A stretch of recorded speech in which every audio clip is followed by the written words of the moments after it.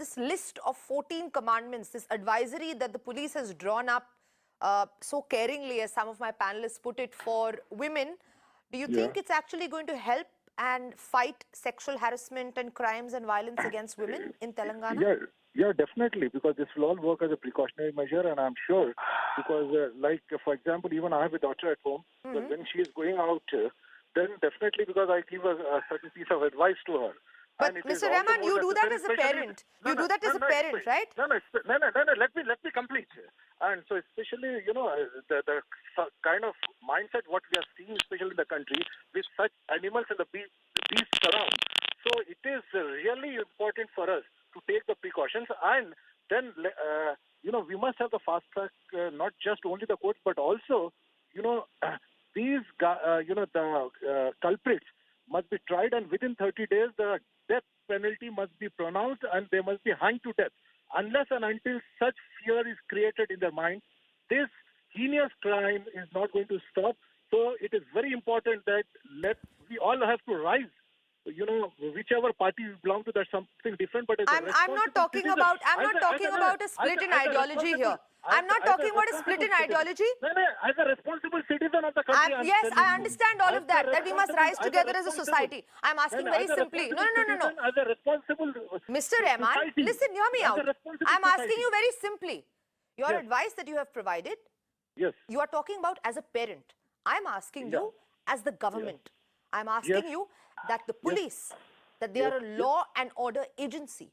As that, don't you think it is imperative then that the criminals and rapists know that there are examples that need to be set, as opposed to telling the women who are already aware of this entire list of guidelines? I assure you, every parent, every mother and father do this with their daughters. We are all very well versed with this. The police should have perhaps sent out an advisory, even for the men, if you're going to send out one for the women.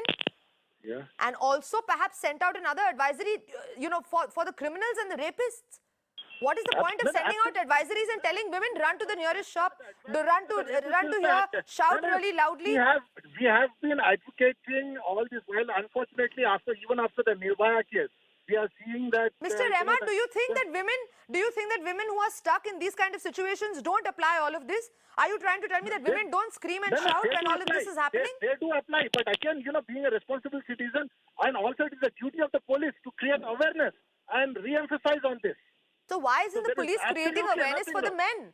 When is that going to come? When is the gender sensitization going to come? Why isn't that coming the next day? Let us not bring in the Mr. Rahman, the next day, of course it's about gender equality. Women are becoming you are taking precautions. Mr. Rahman, hear me out. Don't get rattled. Hear me out. Instead of, one second.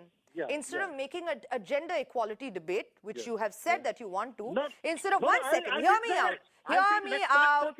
Mr. Rahman, please hear me out. Please hear me out. I'm asking you some very, I believe some logical questions over here. Absolutely. If you are sending out an advisory for women, you have to send out an advisory for men as well, is what I'm asking you. Why isn't the government not doing that?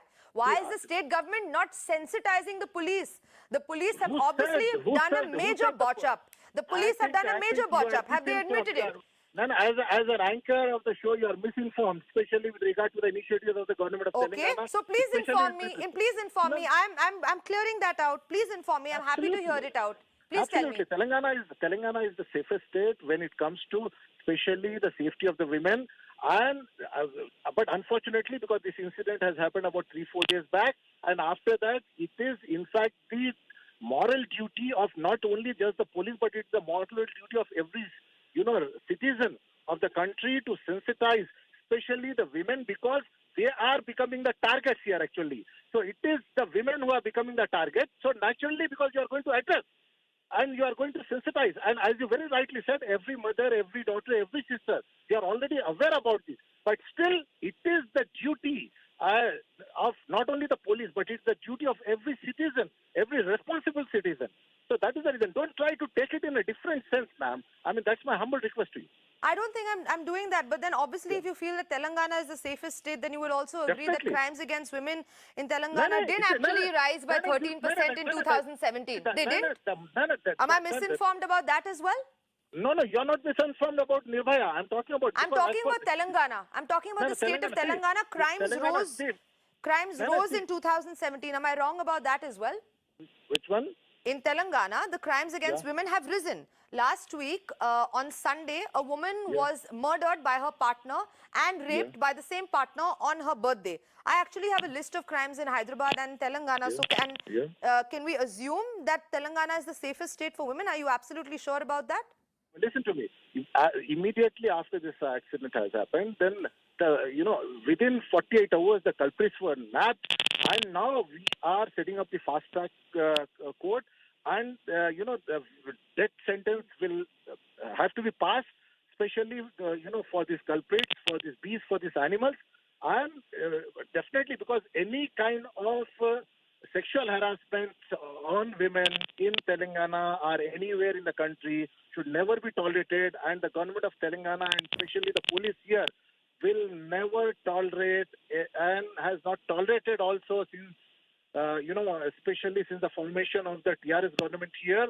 And this is the first case which has come to the notice of, I don't want to name the victim because it is not advised. Yes, please don't. That is the reason. So, but within 48 hours, and you see, because, how swiftly we have, and immediately, and apart from that, we have also suspended those police officers who were approached by the sister. If you have suspended the police officers and you believe in that, then maybe the gender sensitization should have been up next and there should have been an advisory out for the men as well, is what I'm asking.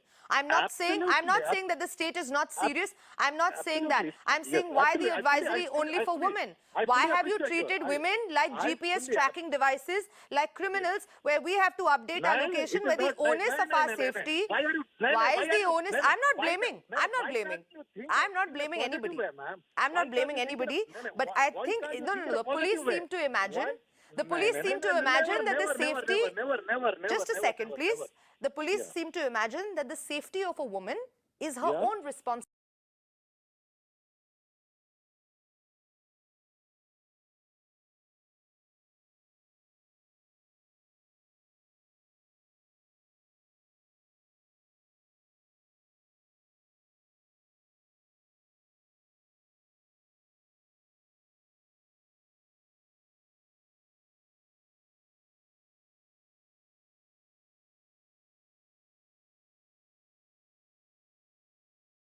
If I'm a woman in Telangana, if I'm a woman in Telangana, before I step out of my house, I have to do the checklist of 1, 2, 3, 4, 5, 6, 1 to 14.